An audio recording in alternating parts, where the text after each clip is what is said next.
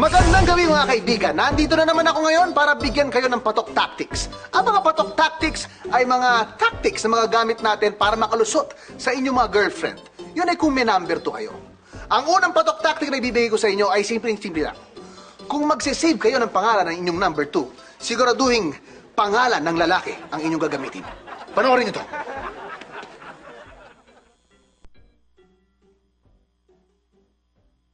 Ganda naman.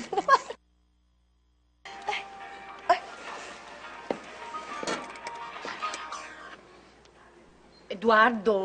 May tumatawag sa'yo. Eduardo ang pangalan. Si Eduardo na naman. Tatanong lang to tungkol sa trabaho. Oh, bakit di mo kinausap? Bukas na, magkikita rin kami sa opisina nito. Tapos dami lang tatanong sa akin yan. Papahinga na tayo. Halika na. Oh, sige. Oh, lusot, di ba? Hindi naghihinala ang inyong sweetheart kapag meron kang number 2, kapag lalaki ang pangalan. Pero, paano kung nadat ng kanyang kausap ang iyong number 2? Anong gagawin mo? Simpleng-simple lang. Eto yan. Hello? Huwag ka na magte-text sa akin. Basta pag ako na lang magte-text sa'yo pag malapit na ako sa circle, ha? Sa mga ganitong pagkakataon, ganito lang ang gagawin mo. Bare, nandito kasi yung girlfriend ko. Papahinga na kami, ha? Salamat. Kita na lang tayo, Eduardo. Bye.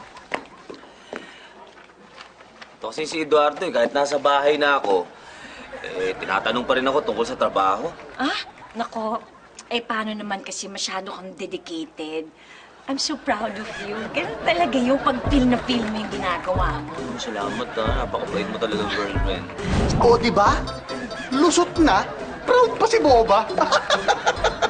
Napakasimple lang. Kailangan lang dyan, presence of mind.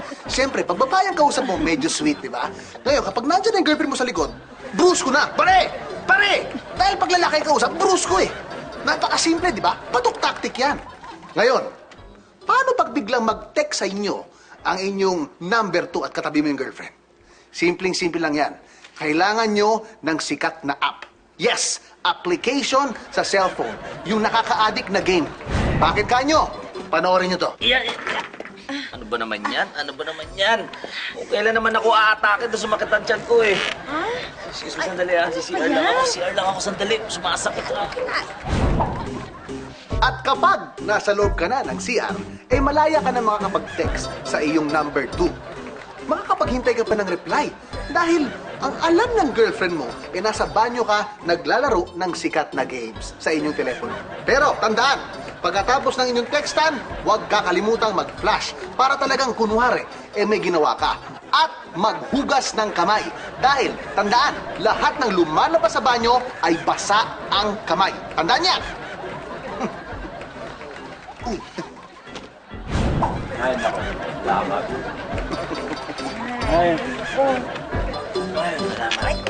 Talagang hilig mo mag-CR. Kaya pala, kasi CR. O, di ba? Pero, tatandaan nyo lang ang isang napaka-importanting bagay. Bago kayo lumabas ng banyo, burahin ang lahat ng textan ng inyong number 2 nang walang booking at malinis ang krimen. Hoy! Sino itong nag-text na James, ha? Huwag ka lulusot. Si Jane. Tinawagan ko, babae yung boses ng James na to. James? Ikaw kung ano-ano tinuturo mo. Si James. Ha? Ngayon, kung hindi effective, tumakbo! Hoy! Teka lang, excuse me. Sino sila? Bakit sila dito sa bahay natin? Siya pa si Eduardo?